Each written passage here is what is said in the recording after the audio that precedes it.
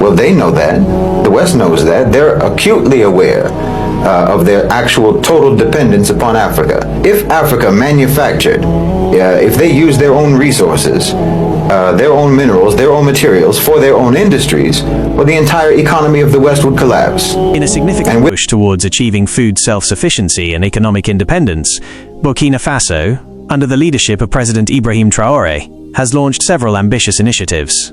Agro-pastoral equipment and inputs. President Traore recently presided over a ceremony in Bobo-Dioulasso for the distribution of over 104 billion FCFA, approximately $172 million USD, worth of agricultural, pastoral and fishing equipment and inputs for the 2025-2026 farming season. This substantial investment, an increase of nearly 30% from the previous year's allocation of 77 billion FCFA, is a core component of the government's Offensive Agropastoral et Halieutique 2023-2025 and the Presidential Initiative for Agricultural Production. The distributed items include 608 tractors, 1,033 motorbikes for field agents, 485 water pumps, 1,102 power tillers, 17 trucks, 2 drilling units, 4 harvesters, 935 floating fish cages, 36 vehicles, 150 grinders, 10 processing units.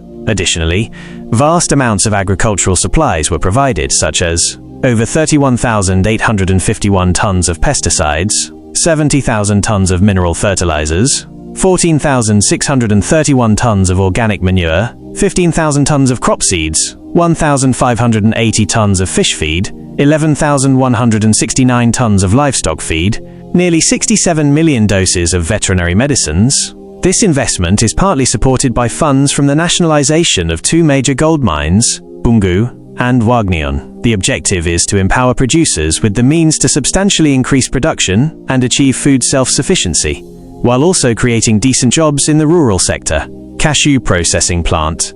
Furthering the country's drive for value-added production, President Traore also laid the foundation stone for a new cashew apple processing plant in Pigoleni, near Bobo-Dioulasso. This facility, with a projected annual processing capacity of 5,000 tons of cashew fruit, is expected to create 112 direct jobs and over 1,000 indirect jobs. Burkina Faso produces an average of 200,000 tons of raw cashew nuts annually, with a significant portion traditionally being exported unprocessed. The new plant aims to boost local industrialization and allow the country to export processed cashew products. This initiative follows a recent lifting of a ban on raw cashew nut exports, signaling a renewed focus on in-country processing. The plant is envisioned as a key step towards processing a much larger volume of the country's cashew production, ultimately leading to the export of a wider range of cashew-derived products like wine, juice, ethanol, and vinegar. Well, they know that.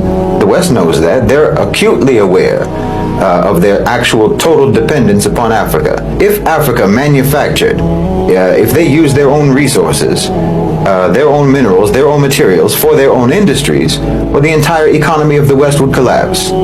And with the collapse of their economy, their whole so-called civilization would collapse. Africa is the foundation upon which they built their house.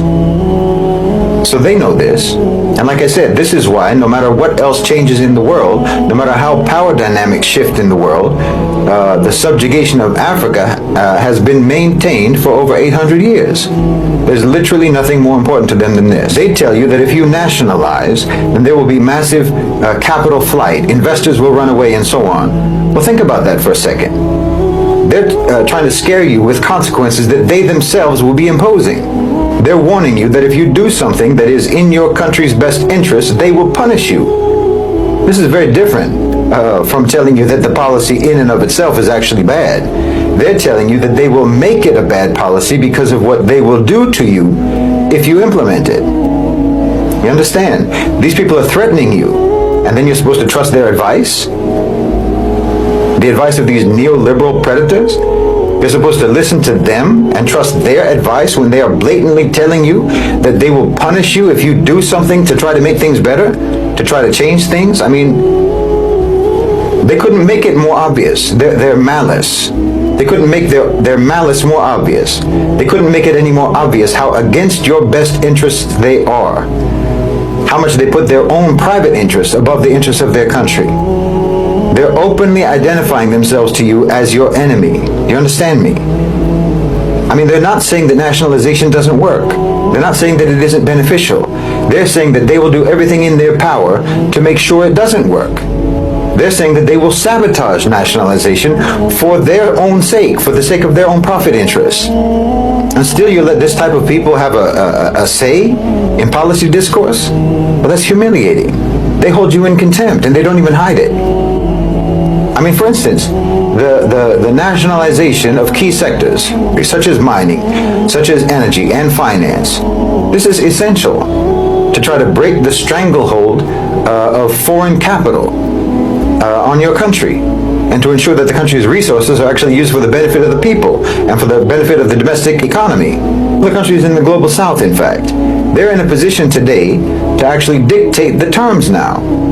If Westerners want to pull out their capital, so say you nationalize, okay, if Westerners want to pull out their capital, they want to withdraw their investments, okay, go ahead. Dig around in your own lands for the minerals you need to make your stuff, and good luck to you. And all the global south countries, it's time for them to break away from this paradigm, break away from Western domination and start implementing all of those policies that they know perfectly well will benefit them, whether America likes it or not. I mean, can you imagine if the Gulf countries didn't put their oil sector under government control? Where would they be now? But look at where they are now. Look at the amount of capital they have now. No, this millennium-long system of subjugation needs to come to an end. And it really doesn't matter if the road to liberation is a little bit rocky. I'd rather be traversing a rocky road than be buried under the rubble, which is where the West has kept Africa for centuries. This is the richest and most important continent on the planet. And the West stole your riches, and they stole your importance, and they've been an imposter on the throne for far too long. It doesn't make any sense to be afraid of someone whose power is actually dependent upon you. That's a psychological power, not an actual power. They have a psychological power over you. But every element of their real power is completely derived from you yourselves. It's like your hand is on the tap that the hose is attached to that they use to waterboard you. And all you have to do is turn it off.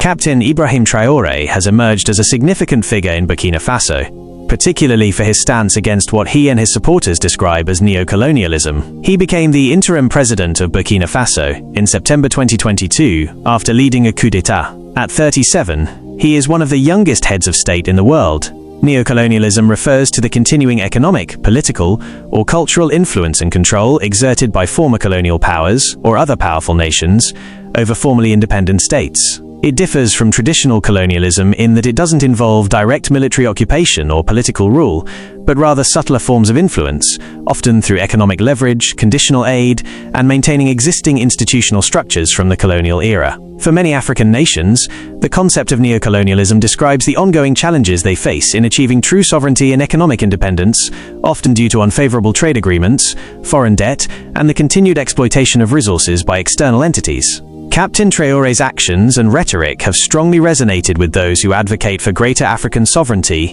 and a break from perceived Western influence. His government has taken several steps that are widely seen as moves to counter neocolonialism. Expulsion of French troops and media. One of his most notable actions was the expulsion of French military forces and the termination of long-standing defense agreements with France in 2023. His administration also banned certain French media outlets. These moves signaled a clear intent to distance Burkina Faso from its former colonial power. Rejection of Western financial institutions. Traore has publicly rejected loans from the International Monetary Fund, IMF, and the World Bank, asserting that Africa does not need these institutions. His government has focused on clearing domestic debts and prioritizing internal resource control. Resource sovereignty. His administration has taken steps to assert greater national control over Burkina Faso's natural resources, particularly gold. This includes nationalizing gold mines, stopping the export of unrefined gold to Europe, and inaugurating a national gold refinery. Economic self-reliance. Traore has emphasized economic self-reliance through various initiatives, including distributing farm machinery to boost agricultural production, establishing the first-ever tomato processing plants, and building a second cotton processing plant. Diplomatic realignment.